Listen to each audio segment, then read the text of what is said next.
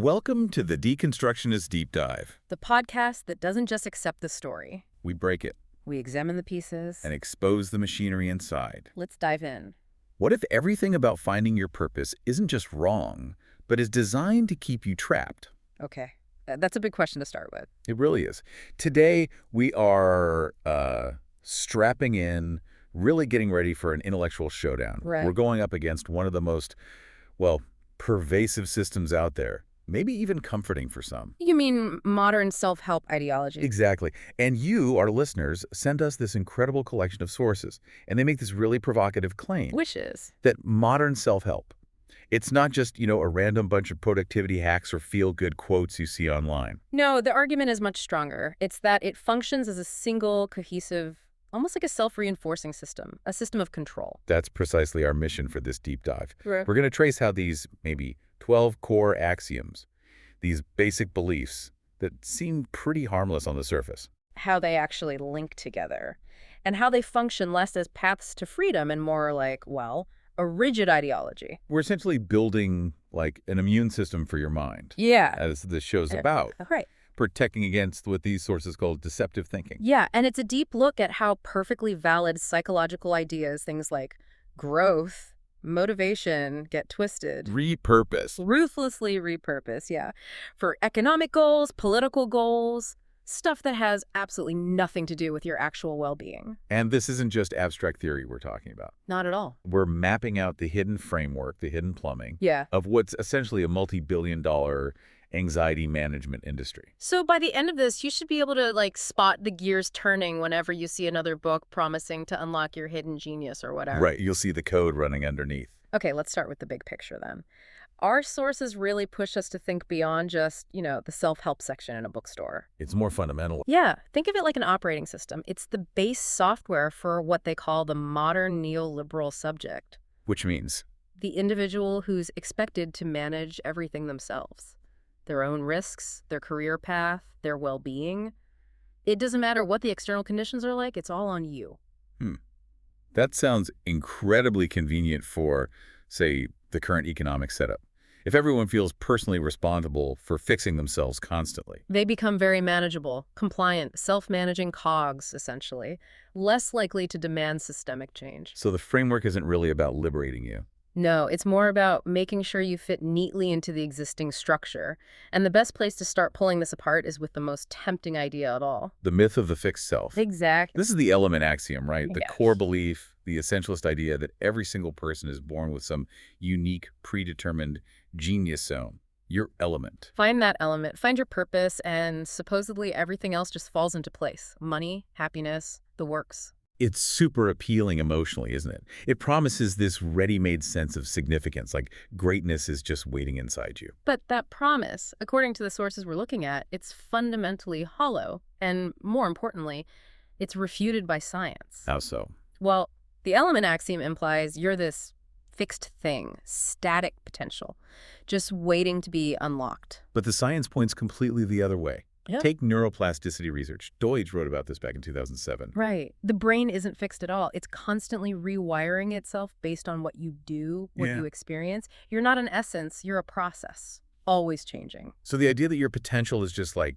pre-installed software. It's just not true. And then there's the research on expertise. Look at Anders Ericsson's work on deliberate practice from the early 90s. Ah, yes, the 10,000 hours guide, though. It's more nuanced than that. Exactly.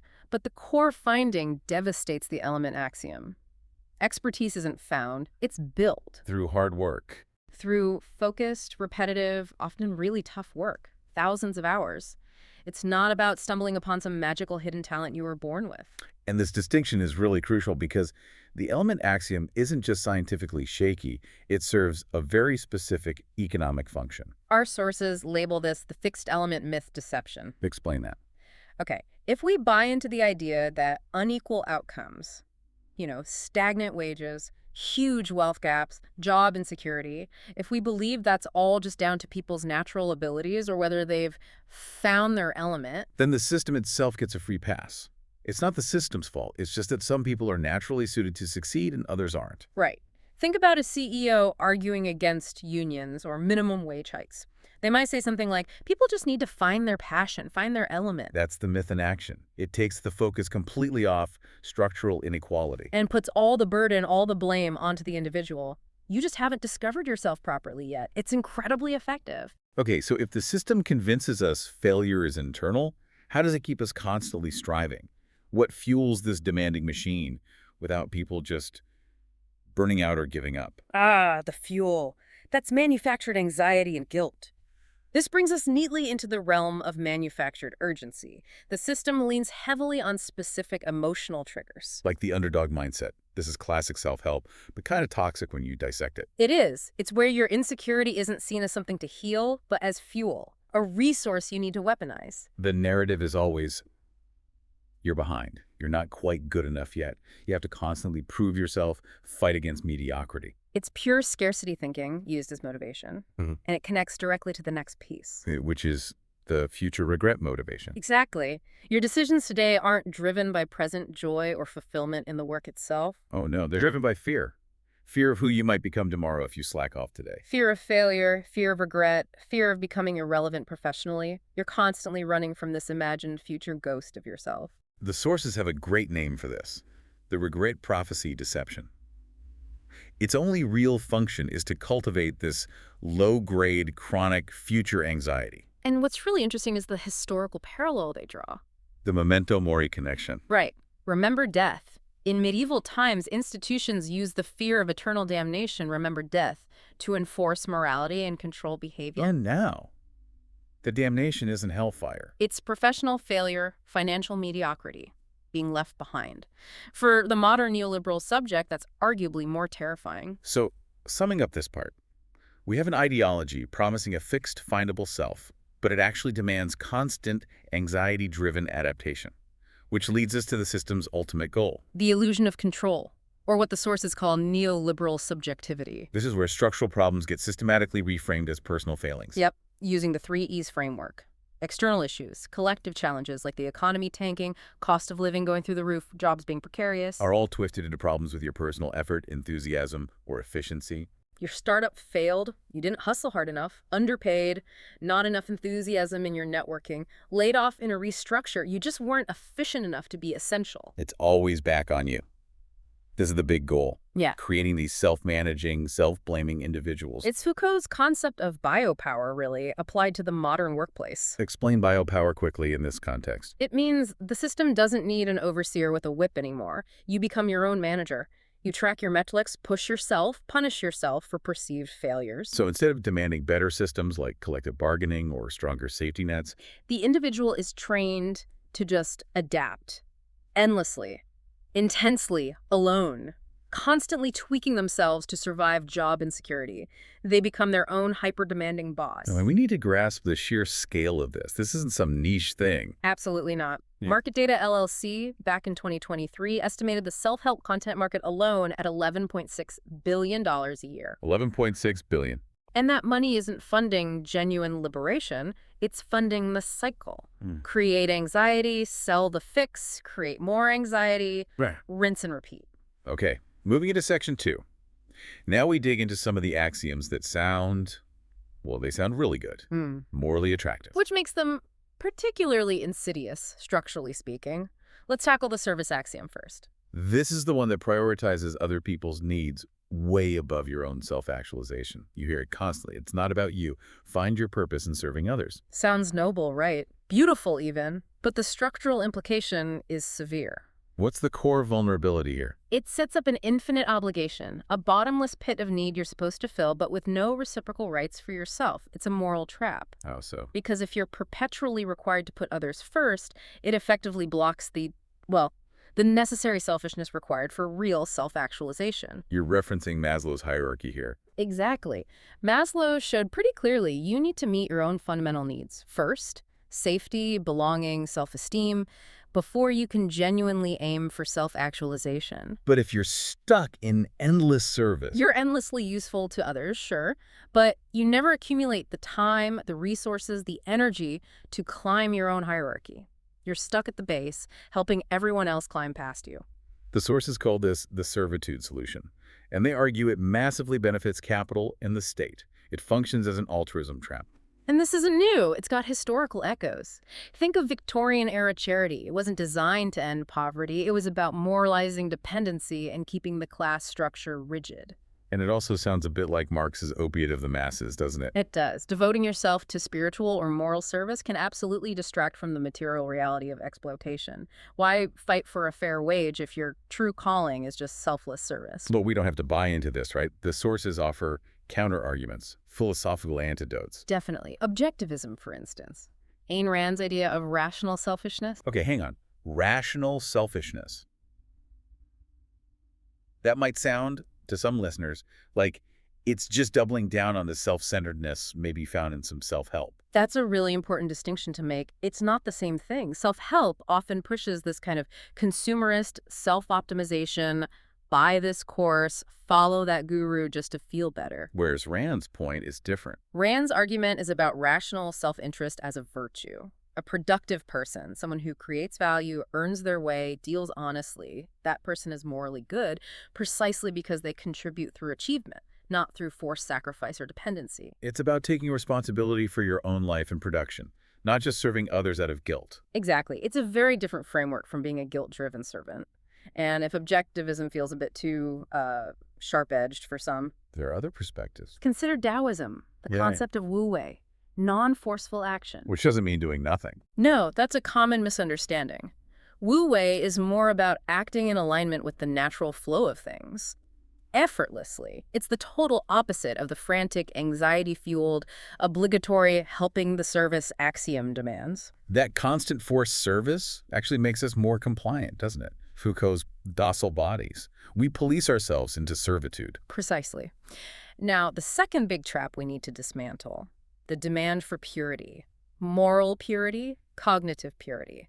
This is the intention-weeding axiom. Yes. The internal thought police. Pretty much, it says it's not good enough to just do a good thing, start a charity, mentor someone. You also have to constantly monitor your own mind. Scour it for any impure motives, like heaven forbid you secretly hope for recognition or influence, or even just making a decent living from it. It turns metacognition, thinking about your thoughts, into a weapon against yourself. Why am I really doing this? Becomes a constant, nagging, guilt-inducing question. And this has real psychological effects. It creates huge cognitive dissonance, right, like Festinger described. Absolutely. There's this massive gap between your actual messy human needs and desires and these impossibly pure moral standards being pushed on you. What does that lead to? Increased anxiety, obviously, and a deep, deep erosion of self-trust. If you're taught that your own motives are fundamentally suspect, how can you trust any decision you make? You become paralyzed, afraid that wanting success or connection or even just rest might be fundamentally selfish or ego-driven in a bad way. It pathologizes normal human desires.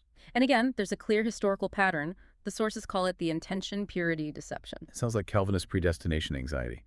That endless internal searching for signs you're one of the elect, hopeless. Or just the basic thought policing used by institutions like the Catholic Church through confession. It's not just your actions that are judged, but your secret thoughts and desires, too. But there are alternatives. Ways to escape this kind of moral self-flagellation. Yes. Philosophical counters exist. Tantric Buddhism, for example, takes a completely different approach. It suggests engaging with desires, not trying to repress or purify them. Seeing them as energy, as data. Exactly. As legitimate information about your needs, not as moral stains to be scrubbed out.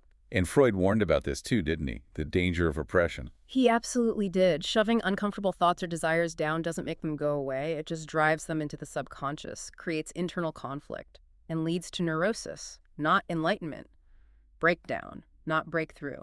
Okay, before we get into how these all lock together, we should quickly touch on a few other controlling axioms. These seem to especially benefit the sort of guru or managerial class. Right. First, the dream plan dichotomy. This obsession with rigid, strategic planning for everything. Life has to be a spreadsheet. Which kills off any room for organic discovery. Serendipity, just enjoying the moment. Totally. Then there's unmeasurable ROI, return on investment. This is how they avoid accountability. How does that work? You spend, say, $5,000 on a seminar. You see no real change in your life, still stressed, still stuck. The guru just says, but the real success was your internal spiritual growth. Your feeling of alignment. So they define the product's failure as your success. makes it impossible to prove them wrong or hold them accountable. Yep, that's the ROI obfuscation deception. It protects the people selling these untraceable subjective results. And finally, The conductor fallacy. The orchestrator ideal of leadership. meaning. The idea that the highest form of leadership is just coordinating others, even if the leader has zero actual skill or mastery in the thing being done, they just wave the baton. It disconnects leadership from competence. Right, and it links back historically to things like the great man theory. The idea that history is shaped by a few special individuals destined to lead the masses. It gives the modern managerial class a kind of pseudo-historical justification. Okay, so what makes this whole self-help ideology so sticky, so hard to escape, isn't just the individual axioms, it's how they're engineered to reinforce each other. Exactly. They lock together. It creates the self-perpetuating loop of striving, guilt, and more striving. It's a trap. Let's look at the mechanics. How do they work together? Okay. Take the service axiom, prioritize others, and combine it with the intention-weeding axiom, police your motives. What happens? The second you think about doing something for yourself, taking time off, pursuing a passion, maybe even just trying to make more money. Bam. The intention-weeding kicks in. It manufactures instant guilt. Are you being selfish? Are your motives pure? You become your own prison guard, stopping yourself from ever really prioritizing your own needs or actualization. Okay, what about internalizing failure? Look at the element axiom. You have a fixed purpose to find, paired with the 3Es framework. Everything is about your personal effort, enthusiasm, efficiency, Put those together. and systemic problems, poverty, job insecurity, institutional racism, whatever, get reframed entirely as personal alignment issues. So if you're struggling, it's not the economy, it's not policy. No, you just haven't found your element yet, or you're not applying the 3Es hard enough. Which completely removes any need to analyze the system itself or resist it collectively. Why would you? If the problem is inside you, the solution must be too. Buy the next book, take the next course, attend the seminar, fix yourself. And the engine driving all this frantic self-fixing? Chronic anxiety, you've got the underdog mindset making you feel permanently insecure, always behind. And the future regret motivation making you terrified of tomorrow's failure. It guarantees constant striving. It's the perfect setup for the underdog con deception. Keep people trapped in a scarcity mindset, always chasing the next level within the existing capitalist pyramid, never feeling okay with where they are now. So now we can pull back and see the bigger picture. The 7 core deceptions and who they actually benefit. This is where we see the money and power behind the self-help slogans. Okay, let's list them out. We said the fixed element myth. Benefits the self-help industry itself. It gives them a thing, your hidden essence, to sell you access to. Yeah. Validates their product. Right. The servitude solution. Benefits capital and the state. The altruism trap creates compliant workers focused on sacrifice, not rights. Docile bodies. The underdog con. Is crucial for the capitalist pyramid. Keeps everyone scrambling upwards through that manufactured scarcity mindset. A regret prophecy. Fuels the whole productivity industry. Constant future anxiety means a constant need for tools and techniques to get ahead. Then the intention purity deception. Mirrors historical thought policing by institutions, keeping people focused inward, scrutinizing themselves rather than the system. The ROI obfuscation. Shields the gurus and influencers. Zero accountability for results. And finally, the conductor fallacy. Gives the managerial class its justification, borrowing from that old great man theory vibe. Leadership divorced from actual mastery. And the linchpin holding this entire structure together is that fundamental error we started with. The essentialist fallacy, the element axiom. So to truly break free, we need to bring in the deeper philosophical challenges to this core idea of a fixed essence. This is really a fight over how we even define self. The element axiom says you're born with this hidden core, this talent, this purpose. But existentialism, like Jean-Paul Sartre, completely flips that script. Existence precedes essence. What does that actually mean, in simple terms? It means you're born first, you exist. Then, through your choices, your actions, your commitments, you create who you are. Your essence isn't a starting point, the sum total of your life lived. Which is incredibly liberating, isn't it, if there's no fixed destiny blueprint? You can't fail to find it. The pressure's off. You get to define it yourself. And from a different tradition, Buddhism offers anatta, the doctrine of no self. The polar opposite of essentialism. Completely. From this view, the self isn't a fixed core entity at all. It's more like an ever-changing stream of experiences, thoughts, sensations, aggregates. There's no permanent thing there to find. So if there's no fixed self, You can stop agonizing over whether you found its true purpose or lived up to its potential. Again, liberating. And this idea of a non-fixed self is also echoed in psychological theories like constructivism, Vygotsky, for example. Right. Constructivism sees the self largely as a social construction. It emerges from language, culture, interactions, relationships. Not some hidden seed planted at birth waiting for a self-help book to water it. Exactly. And if you believe your potential is shaped socially and culturally, then your response to struggle changes dramatically. It's not about tweaking your internal alignment. It's about changing the social structures, the relationships, the culture that shapes you. It shifts the focus outward. Okay, so we've taken apart the trap, we've exposed the mechanisms, we've challenged the core lie about the fixed self. What does this actually mean for you, the listener, try and navigate all this? We have to state the core illusion clearly. The biggest deception is making people believe that personal transformation within the existing, often broken systems is the same thing as freedom. That's the key. And notice how analyzing the system itself, looking at structural problems, is always dismissed by this ideology. It's negative, it's playing the victim, it's blaming. When in reality, without that structural analysis, Yeah. you're just decorating your cage, optimizing your servitude. True freedom demands a shift, away from constant, isolated, individual self-optimization. Towards collective understanding and systemic action. Our sources point towards powerful resistance frameworks. We need to really highlight the difference between a collective versus individual focus. Think about mutual aid networks, people supporting each other directly. Kropotkin wrote about this ages ago. Compare that to the typical life coach model. Which is usually solitary, competitive, one person trying to get ahead. Or think about unionizing at work. Workers collectively bargaining for better wages, safer conditions for everyone. Versus the self-help approach, which is teach one person how to maybe negotiate a slightly better deal for themselves, while the underlying precarity affects everyone else. One demands solidarity, the other emphasizes individuals striving against the odds. We also need process-oriented alternatives to fight back against that rigid, find your one true purpose thinking from the dream plan dichotomy.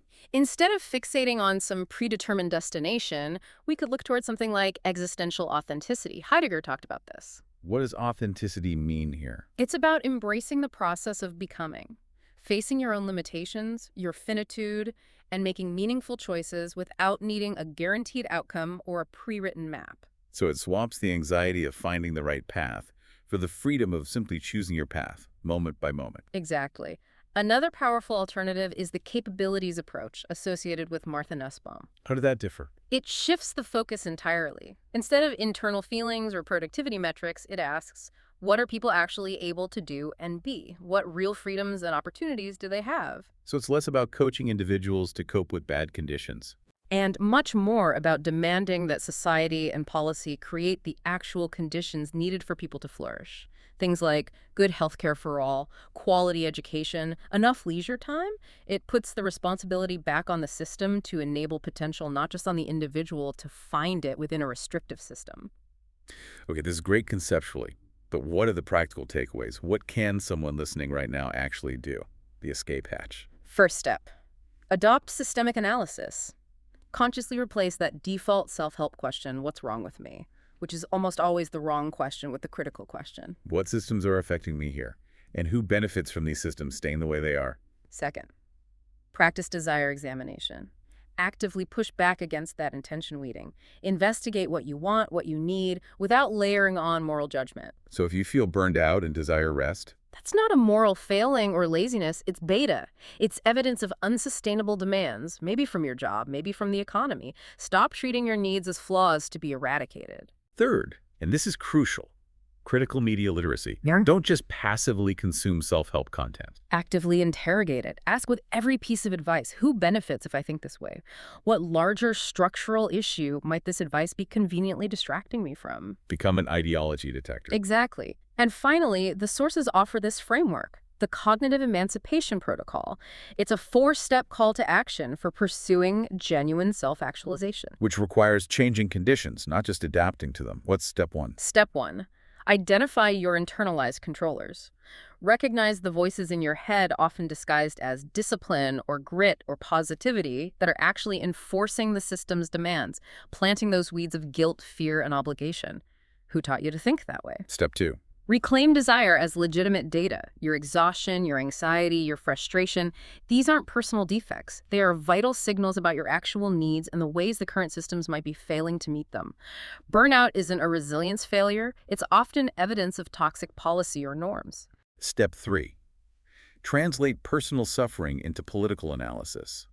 This is huge. It really is. When you feel isolated, don't just ask, how can I be more sociable? Ask, how has the way my city is designed or the nature of my work contributed to this isolation? When you're anxious about money, yes, look at your budget, but also analyze wage stagnation, housing costs, the gig economy's precarity. Connect the personal to the political. And the final step. Sounds rebellious. It is. Step 4. Build new games rather than optimizing for existing ones. Stop pouring all your energy into trying to win a game that feels rigged against you. This doesn't necessarily mean just quitting your job, though. Not necessarily, although it might for some. It means consciously deciding where to invest your reclaimed time and energy. Maybe it's joining or starting decentralized groups, mutual aid projects, worker cooperatives, community gardens, skill-sharing networks. Creating alternative systems, however small, that prioritize human well-being and potential over pure capitalist productivity. Build the world you want to live in. Don't just optimize your performance in the current one. And that's our deep dive for this week. Remember, the most dangerous illusion is the one you don't know you're in. But now you know. We've laid out how genuine self-actualization isn't just about adapting. It requires changing the conditions that warp our potential in the first place. So here's our question for you. What's one self-help truth you've internalized that you're now ready to put on the chopping block, and what will you replace it with? Let us know in the comments. Question the narrative. Deconstruct the dogma. See the system. We'll see you next time. Stay skeptical.